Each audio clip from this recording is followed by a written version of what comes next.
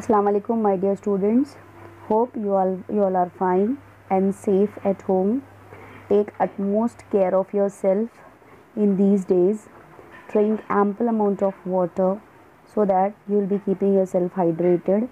Wash your hands properly with the soap solutions. You have to wash your hands for 20 seconds so that all the germs will get rid away from your hands. You can increase the intake of vitamin C in your diet. You can take the help of the sources of vitamin C that is available in plenty in vegetables as well as in fruits. You can use kalonji, that is black seeds, as well as honey, so that it will be helping you to increase your immunity system. So by using all these steps you can keep yourself healthy and your immune systems will be going to a very good, so that you will keep away all these things away from yourself. Okay, so all this is about your safety measures. Now come to the topic. We have already started with the chapter biotechnology, and we have completed the maximum part of this chapter. This is our, I think, 7th session we are dealing with this chapter, and in this chapter we have started with applications of biotechnology. Now in this chapter biotechnology, I gave you the introductory part, the rDNA technology. Then in application of biotechnology we have seen the gene therapy. In that, somatic and germline gene therapy we have seen. Then we have seen that uses of transgenic plant, how to create transgenic plant by using biotechnology. Then we have seen the GM crop, that is the genetically modified crops. We have seen many examples also of this particular GM crops. Then we have seen the pest resistance as well as herbicide resistance crop, and how to create that GM crop, or how to create the herbicide or fungicide resistance crop. We have seen this chapter. Now today also we will be continuing with the application also. Now here we will be dealing with some extraordinary work that is going on in the field of biotechnology. Now after the harvesting of the crop, once the crop get harvested, so before it comes in market, or we can say in the transportation, what are the different problems the people are facing, so how to manage that post harvest things, whatever is happening on the plants. So in the field of horticulture, how they are dealing with the post harvest techniques, or we can say the post harvest management, we have to see in this session. It is also a part of application of biotechnology. It means here we will see how we will utilize the biotechnology to increase the shelf life of the plant. shelf life का मतलब हम तक पहुंचने तक जो fruits and vegetables है उसको कोई हार्म ना पहुंचे, वो बिल्कुल फ्रेश हमारे हाथों में आए, वो जो टेक्निक्स होगी वो पोस्ट हार्वेस्ट मैनेजमेंट कहलाती हैं. Most of the time we are observing that in a market we will be observing the vegetables that get rot, वो ख़राब हो जाते हैं. अक्सर हम लोगों को ये चीज़ जो है वो नज़र आती है कि अक्सर जो गाजर है, और we can say many examples like tomatoes we can say, तो आपको ऐसी कंडीशन में टोमेटोज़ दिखते हैं जो उसमें कीड़ा लग जाता है, या उसकी जो है वो कुछ उसके अंदर चेंजेस आ जाते हैं, फ्रेश नहीं रह पाता वो. तो ये इसलिए होता है कि उसके अंदर जो है वो कुछ केमिकल्स ऐसे सेक्रीट होने लग जाते हैं वेजिटेबल्स के अंदर, so that it starts ripening. So here we can say कि यहाँ पे जो उसका जो प्रॉब्लम हो जाता है, यानी कि टमाटर हम लोग अक्सर देखते हैं कि वो ख़राब हो जाते हैं मार्केट में ही पड़े पड़े, या हम तक पहुँचते पहुँचते वो चीज़ जो है वो ख़राब हो जाती है. तो these are the physiological changes that is due to the endangered enzyme activity, we can say. So genetic engineer will help here to make it possible, so that to slow down the activities, whatever enzymatic activity यहाँ पर जो होती है उसको रोकने का काम जो है वो genetic engineering के थ्रू किया जाता है. So in the tomatoes the enzyme polygalactorinase breaks down the cell wall constituent. हमको पता है कि सेल वॉल जो है वो पैक्टिन से मिलकर बनी हुई होती है.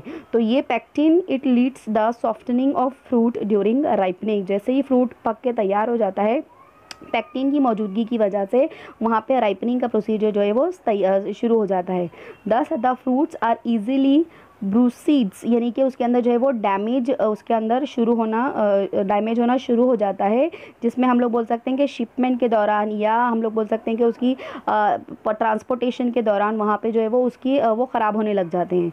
सो by inhibiting the polygalacturonase by antisense gene, एक जीन्स उसके अंदर अगर क्रिएट किया जाए, टोमेटोज़ की अगर हम लोग बात करेंगे तो एंटीसेंस जीन्स अगर उसके अंदर क्रिएट किए जाएं, जिसको हम लोग बोलेंगे कि जेनेटिकली मॉडिफाइड टोमेटोज़, तो ऐसे टोमेटोज़ जो है वो फ्लावर्स आर टोमेटो उसका नाम दिया गया.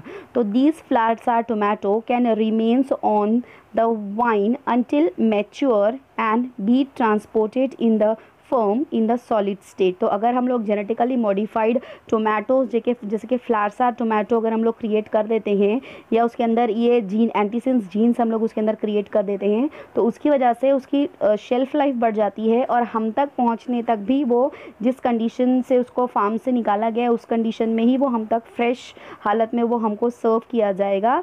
सो this is a very good application of biotechnology I can say, जिसकी मदद से हम लोग जो है वो फ्रूट्स एंड वेजिटेबल्स की फ्रेशनेस को मेंटेन कर सकते हैं. Okay, now we will see what are the different factors कि वो पोस्ट हार्वेस्ट में ऐसा क्या हो जाता है, कौन से फैक्टर्स है जिसकी वजह से फ्रूट्स और वेजिटेबल्स जो है वो ख़राब होने लगते हैं. तो some genetic factors are there behind the production of hybrids and varieties, यानी कि इस वजह से वो प्रोडक्शन की जाती है. सबसे पहले तो है high content of carotene and vitamin A, जैसे कि टोमेटोज़ है, ओनियन है, कैरेट्स है. इन वेजिटेबल्स और फ्रूट्स के अंदर कैरेटीन का कंटेंट ऑटोमेटिकली इतना हाई हो जाता है जिसकी वजह से वहाँ पे राइपनिंग स्टार्ट हो जाती है. Then second one is long post harvest life, यानी कि टोमेटोज़ और ओनियन को बहुत ज़्यादा अगर गोडाउन में रखा जाए और बहुत ज़्यादा उसको सेव करके रखा जाए तो वहाँ पर उसके अंदर जो है वो राइपनिंग स्टार्ट हो जाती है. Then high content of sugars, अगर फ्रूट्स की हम लोग बात किए जाएंगे, इसे फ्रूट्स है मेलन्स हैं, तो ये मेलन्स में अगर बाई बर्थ उनके अंदर अगर शुगर का कंटेंट ज़्यादा है तो कुछ वक्त के बाद उसके अंदर जो है वो राइपनिंग स्टार्ट हो जाएगी. The next one is the high content of ascorbic acid. अगर हम लोग पाइनएप्पल की बात करेंगे तो पाइनएप्पल के अंदर अगर बेसिकली एस्कॉर्बिक एसिड की क्वांटिटी ज़्यादा है तो बहुत जल्द वो ख़राब होने लग जाएगा. So in the future biotechnology will perhaps allow the introduction of resistance to physiological disorders and और pathogens associated to quality decay, यानी कि कुछ ऐसे इंतज़ाम किए जाएंगे फ्यूचर में जिसकी वजह से ऑटोमेटिकली जब फ्रूट्स बन रहे हैं या प्रोडक्शन जब उसका हो रहा है तो ये चीज़ें उसके अंदर बहुत कंट्रोल में रहें, ताकि उसको जो है वो आगे चल के या ट्रांसपोर्टेशन वगैरह में कोई तकलीफ ना होने पाए. Now we will see how we are using plants in the field of biotechnology. Other uses we have seen in the form of GMOs and transgenic plant, but how plants are serving us as a factories, we will see here now. So to produce novel biochemicals and vaccines, जिसको के pharmaceuticals भी कहा जाता है, biopharmaceuticals.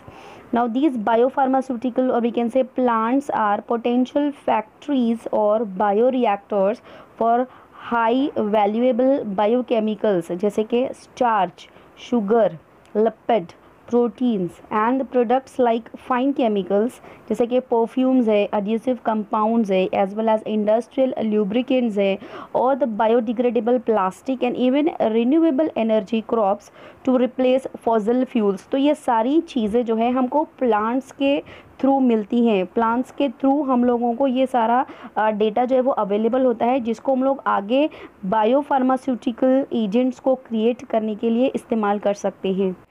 Now before we proceed further, first it is very important to know what is biopharmaceuticals. Biopharmaceuticals also referred to as biological products or biologics, we can say, that contain an active substances derived from or extracted from a biological systems. It means either plants or animals, that is living organism. Or we can say biopharmaceuticals are proteins, hormones, antibodies, vaccines or enzymes isolated from transgenic plants. Now let's see some of the proteins that are being produced by transgenic crop plants.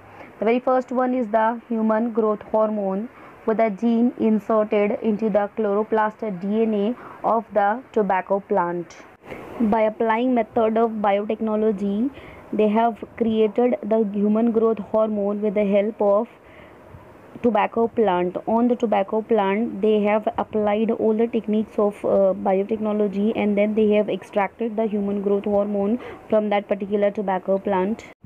Humanized antibodies against such infectious agents like HIV, respiratory syncytial virus, that is RSV, herpes simplex virus, that is HSV, that cause of the cold sores. So these are the biopharmaceutical products that will be developed by using the biotechnology. Next one is the protein antigens that is to be used in vaccines. For example, patient specific anti-lymphoma. You know that lymphoma is a blood cancer. So for this they have created the vaccine.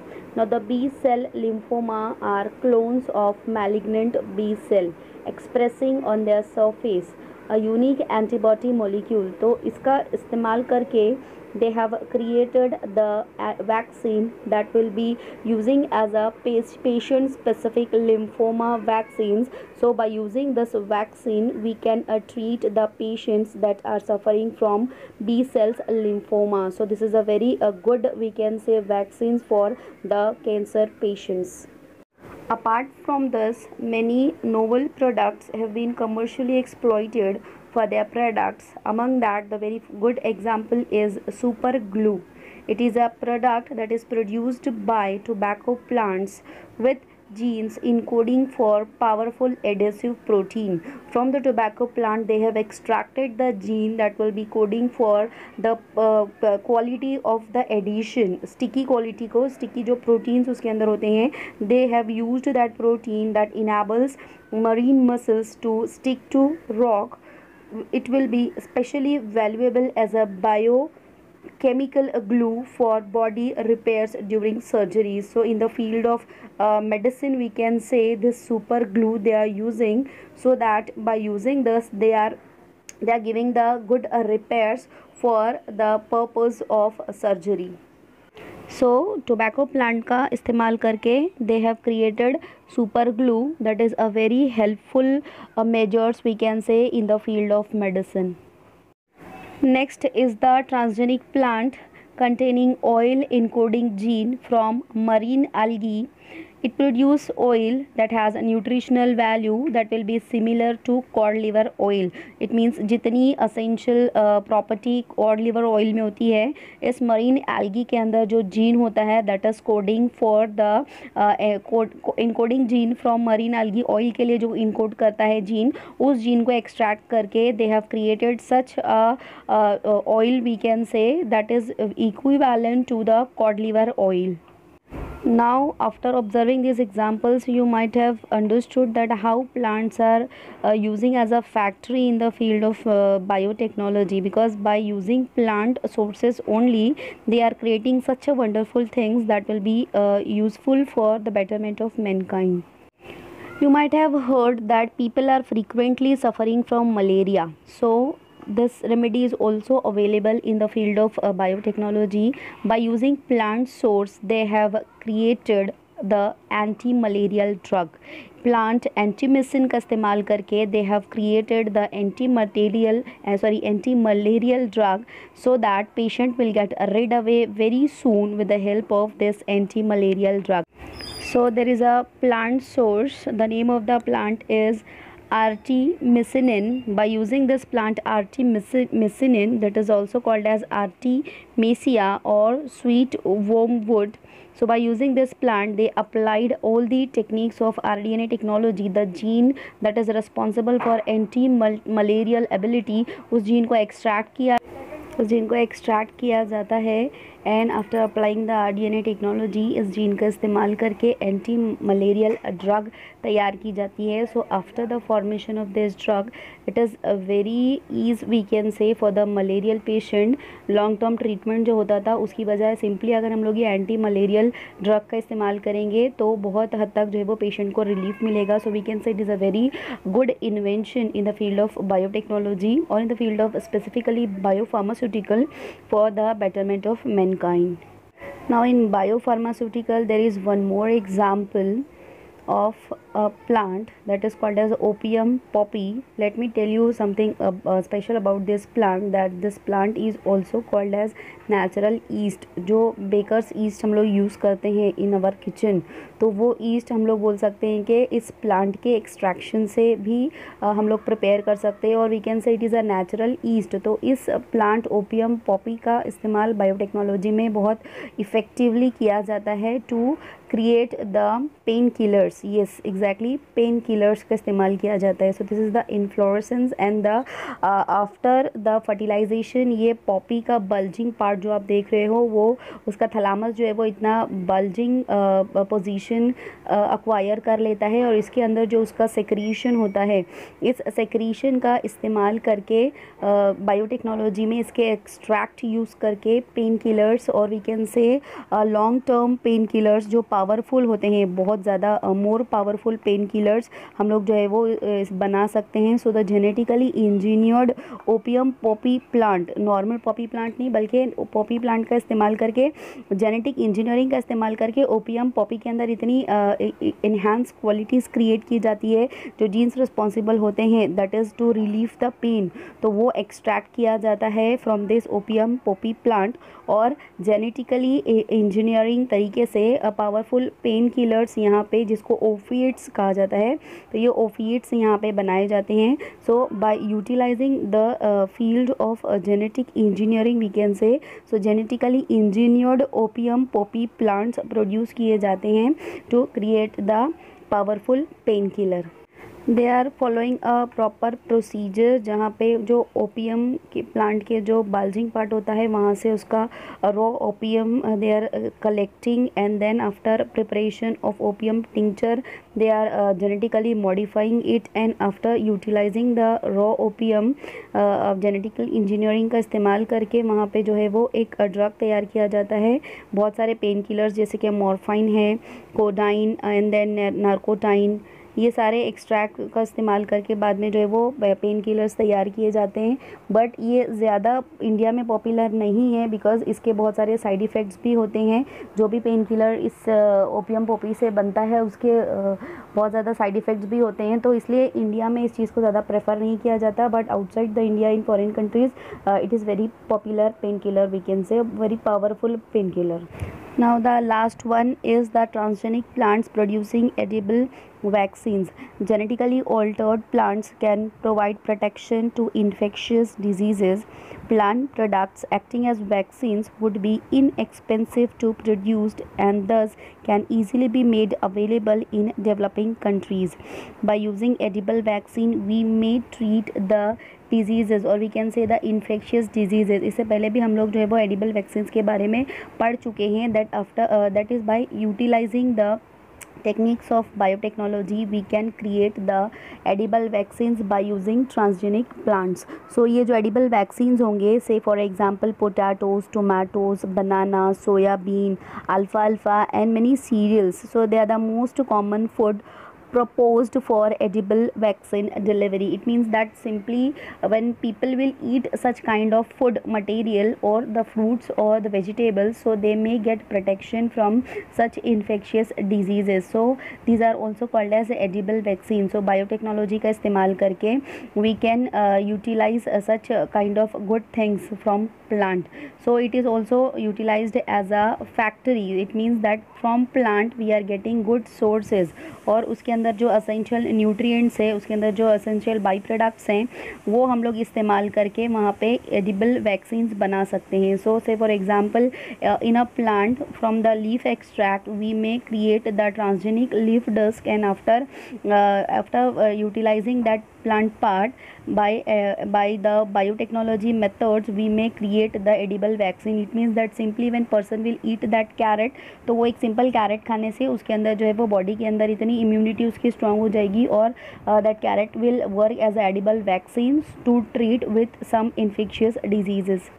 We may take example of one more fruit, that is banana. So by using recombinant DNA technology or rDNA technology, we can create the transgenic plant, that is transgenic, we can say banana, with edible vaccines. So genes from human pathogen that will be get inserted into the vector, and उसके बाद जो है वो vector का जो है वो transfer करेगा उस प्लांट के अंदर, वो स्पेसिफिक जीन्स जो रिस्पॉन्सिबल करता है इन्फेक्शियस डिजीज़ को ट्रीट करने में। तो इसके बाद जो है वो जो बनाना यहाँ पे हम लोग प्रिपेयर करेंगे, तो simply by eating that banana that will trigger the immune response to pathogen. It means that simply वो बनाना अगर हम लोग ईट कर लेंगे तो हमारे अंदर जो है जो भी पैथोजन्स रहेंगे उसको फाइट करने की हमारे अंदर एबिलिटी जो है वो क्रिएट हो जाएगी।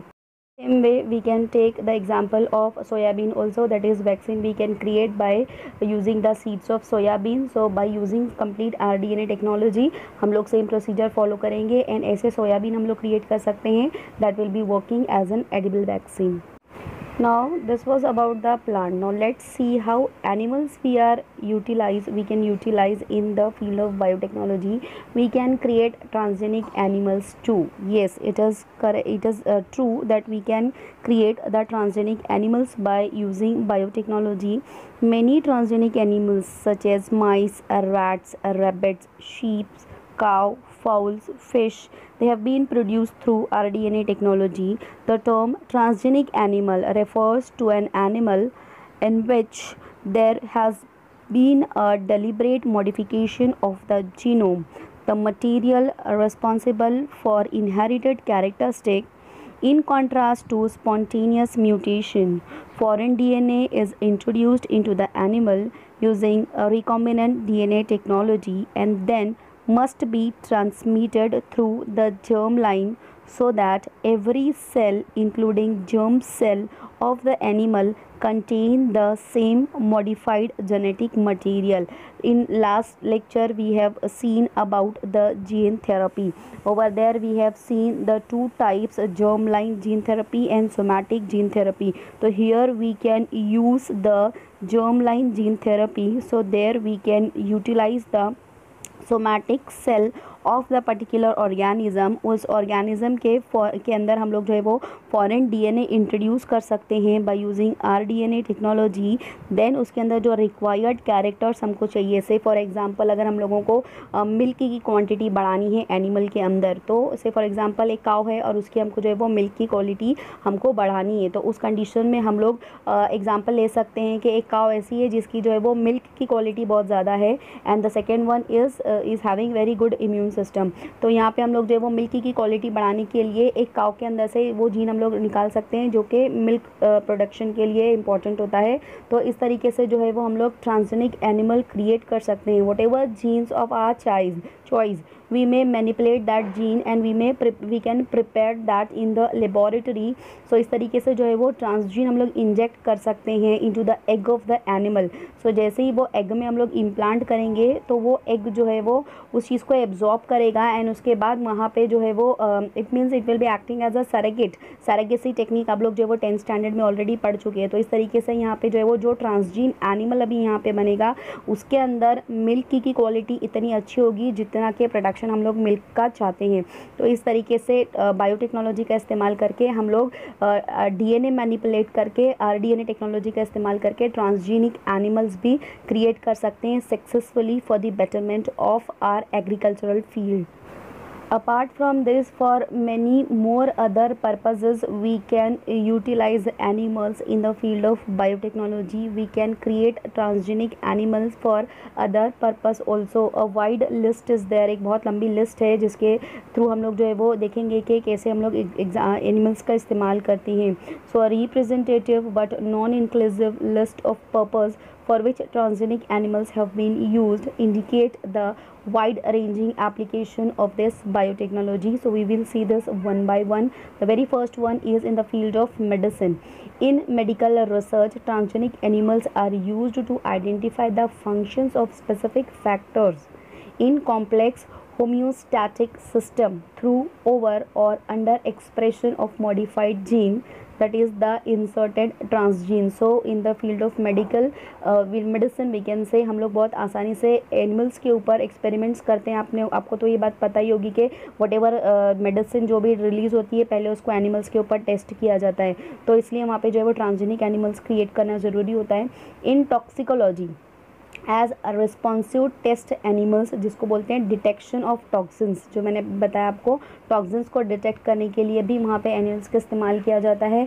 Then in mammalian development genetic, अगर हम लोग मॉलिक्यूलर बायोलॉजी की बात करेंगे तो वहाँ पे जीन एक्सप्रेशंस को चेक करने के लिए we make use of the evaluation of a specific genetic changes at the level of the whole animal. वहाँ पे एनिमल की एक्सप्रेशंस जो भी होंगी उस मॉलिक्यूलर बायोलॉजी के एक्सपेरिमेंट में, वहाँ पे हम लोगों को जो है वो we can use the animals in the pharmaceutical industries, whatever production of pharmaceutical targeted production of pharmaceutical proteins, drug production and product efficiency की टेस्टिंग करने के लिए भी हम लोग जो है वो एनिमल्स का इस्तेमाल करते हैं। तो इस तरीके से बहुत सारे एनिमल्स जो है वो वी कैन से टेस्टिंग के टाइम पे कुछ एनिमल्स मर जाते हैं, कुछ किसी के ऊपर सक्सेसफुल हो जाता है, तो इस तरीके से उनकी रेस जो है वो ख़त्म होने लगती है। तो इस तरीके से हम लोग जो है वो ट्रांसजेनिक एनिमल्स का इस्तेमाल करके और बायोटेक्नोलॉजी का इस्तेमाल करके वहाँ पे न्यू ट्रांसजेनिक स्पीशीज़ उसकी क्रिएट कर सकते हैं, सो दैट उनकी रेस और उनकी जो जेनेटिक उनकी मेकअप है वो बना रहे, वो मेंटेन रहे और उसकी जो रेस है वो आगे चलती रहे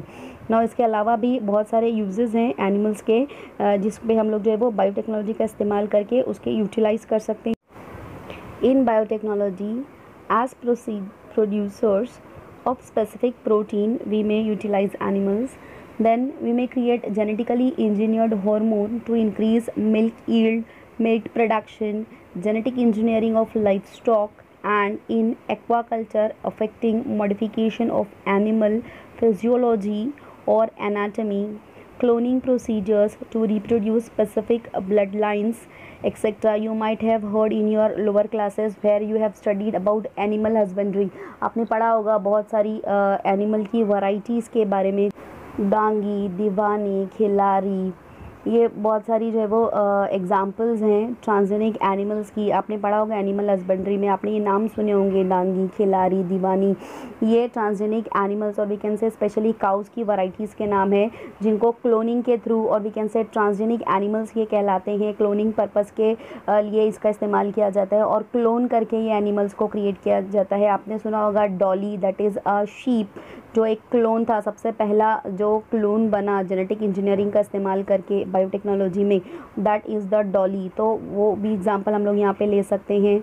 और इसके अलावा जो है वो एनिमल की लाइफ स्टॉक उनका बढ़ाने के लिए और जो भी स्पेसिफिक कैरेक्टर हमको चाहिए, जो लोकल वैरायटी है उसके अंदर बहुत ज़्यादा जो इम्यून सिस्टम का कैरेक्टरिस्टिक होता है उसको हम लोग लेके जो दूसरी हाइब्रिड वैरायटी वहाँ पे हम लोग क्रिएट कर सकते हैं जिसका मिल्क प्रोडक्शन ज़्यादा होता है। तो इस तरीके से हम लोग जो है वो बायोटेक्नोलॉजी का इस्तेमाल करके ट्रांसजेनिक एनिमल्स क्रिएट कर सकते हैं। Then apart from that developing animals specifically created for use in xenografting. Xenografting is a technique where we are transferring the cell or tissues from one animal to another animal. तो यहाँ पे हम लोग इस तरीके से जो xenografting के लिए जो एनिमल्स यूज़ होते हैं वहाँ पे भी हम लोग बायोटेक्नोलॉजी का इस्तेमाल कर सकते हैं। So after observing these many examples, I hope you might have understood that how we can create the transgenic animals or how we are utilizing the field of biotechnology to create the transgenic animals. तो इस तरीके से जो है वो biotechnology का इस्तेमाल करके हम लोग ट्रांसजेनिक एनिमल्स क्रिएट कर सकते हैं और बहुत ही आसानी से हम लोग उसको इस्तेमाल कर सकते हैं। आजकल जो एग्रीकल्चरल फील्ड में जो एनिमल्स यूज़ हो रहे हैं वो सारे ट्रांसजेनिक एनिमल्स ही हैं। शीप और गोट और दूसरे जो एनिमल्स हम लोग जो लाइफ स्टॉक फार्मर्स यूज़ करते हैं उनके पास, वो सारा इम्पैक्ट है ट्रांसजेनिक एनिमल्स का ही। तो इस तरीके से जो है वो हम लोग ट्रांसजेनिक एनिमल्स का इस्तेमाल करके we may serve it for the betterment of mankind. So hope you have understood this much part, just go through the content. और भी इसके अलावा एग्जांपल्स हैं एनिमल्स के बहुत और ज़्यादा और एग्जांपल्स हैं जिसको मैं इंशाल्लाह नेक्स्ट क्लास में मैं अपनी डिस्कस करूँगी। टिल दैट आप लोग इतने ही पार्ट को अच्छे से पढ़ो और एक मरतबा अच्छे से इस वीडियो को देखो, रिवाइज़ करो, को रिलेटेड विथ योर PDF, जो आपके मोबाइल में आपका PDF है टेक्स्ट बुक का, उससे आप लोग इसको को रिलेट करो और इसको अच्छे से समझने की कोशिश करो। Still if you will be having any doubt you can contact me, आप मुझसे अपने डाउट्स क्लियर कर सकते हो। And those we have not submitted the assignment, first assignment जो मैंने दिया था, अब भी मेरे पास बहुत सारे बच्चों के असाइनमेंट वापस नहीं आए। So please submit that assignment, अभी भी आप सबमिट कर सकते हो बिकॉज इट कंटेन मार्क्स। तो अपने असाइनमेंट सबमिट करो, अभी भी सबमिट करेंगे तो चलेगा, मैं एक्सेप्ट कर रही हूँ। एंड आप लोग इसको अच्छे से रीड करो और उसके बाद आपके कोई डाउट्स रहेंगे तो आप मुझसे डिस्कस करो. So till that take care. अस्सलाम वालेकुम.